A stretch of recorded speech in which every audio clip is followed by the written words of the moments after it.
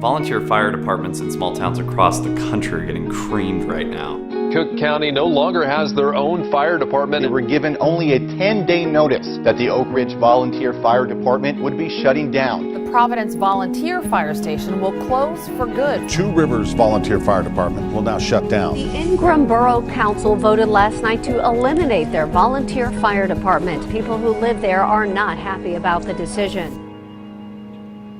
For those of you guys who don't know, there's a guy who wrote us a letter that actually made its way to my desk that is the reason I'm here, and I assume you're Justin. Yes, sir, I am.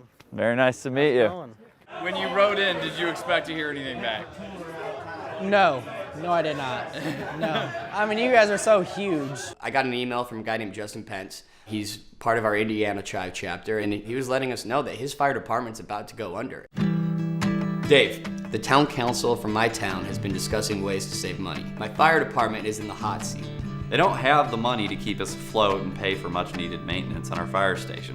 We were originally at around the $70,000 mark on funding. It just recently got cut a couple years ago to about $55,000. About a third of all that money goes to insurance. We have enough funding to replace some of the tools that need replaced, and after that, I mean, we don't really have much. I see problems down the line. Our bay doors are falling apart. Are these the garage doors that are open? Yep. And these are the two worst doors we have. So do they open all the time, reliably? Reliably, no.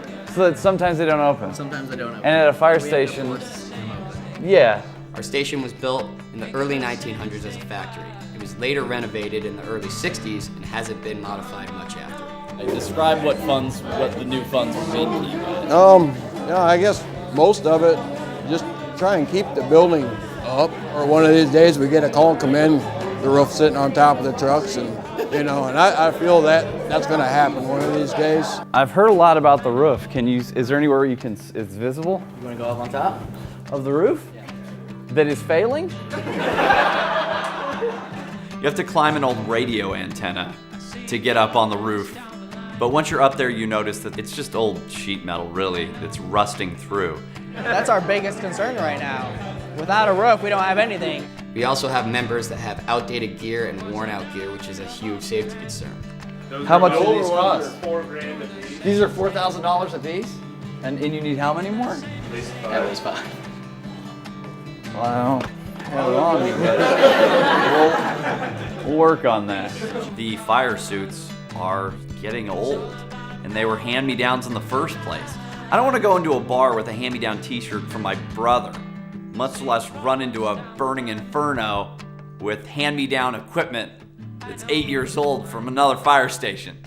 Whoever needs our help right now is not getting it. How do I get it zipped? Is there a cheat mode?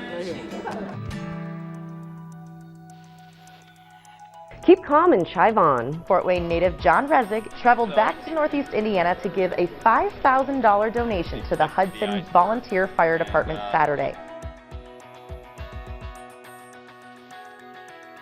Now Resig plans on giving his 30 million Chivers involved in donating to the department, as he will launch a flash campaign on Wednesday. If you're not extremely familiar with the Chive, there's a measure of skepticism that can accompany a flash campaign.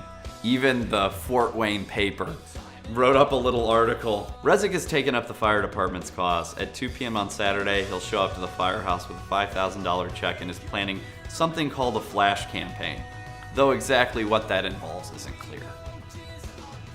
It was about to become crystal clear.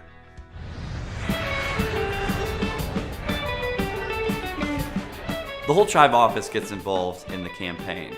And again, we always lead by example. So 150 employees are the first one to sit at their computers and donate money to the Hudson Fire Department. Today I'm rocking the Hudson Volunteer Fire Department shirt, and we've raised, after only 1 hour, we're at $13,700. Which is awesome because I get really nervous when I launch these stories. I always wonder if it's gonna work or not.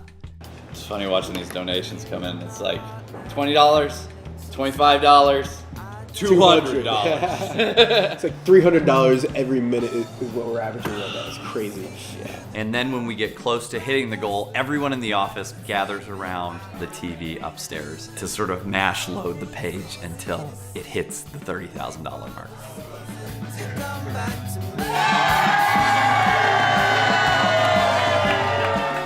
which it did in like an hour and a half.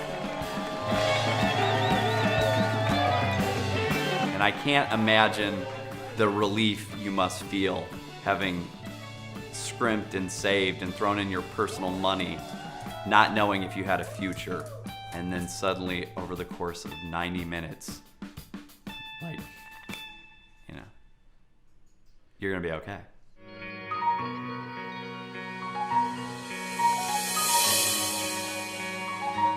That's incredible. That is awesome. That's so cool to see him giving back to his home community. I've been on the Chive website. They honestly do so much all across the nation. Love to see stuff like this. I mean, this is a huge step, not only for our fire department, but for our town. We're not the ones benefiting off of this, our town is. So it's the people that actually pay their taxes, and they know that they have support when they need it. Because we're there at their worst moment in their life, and that's what matters for us. Hudson Volunteer Fire Department represents everything the Chive is. We are here for the underdog. We're here to find the person with a rare disease or disorder that you've never heard of. The fact that no one had heard of the Hudson Volunteer Fire Department doesn't make them any less important, because they're saving lives every day, every week. And they're as important to that community as anything else. 30,000, over 30,000. Awesome. Way to go, guys. Thank you very much. Man, I appreciate it, guys. Huge shout out to Chive Nation, the Chive Charities. Again, I appreciate everything you guys have done for us and our community.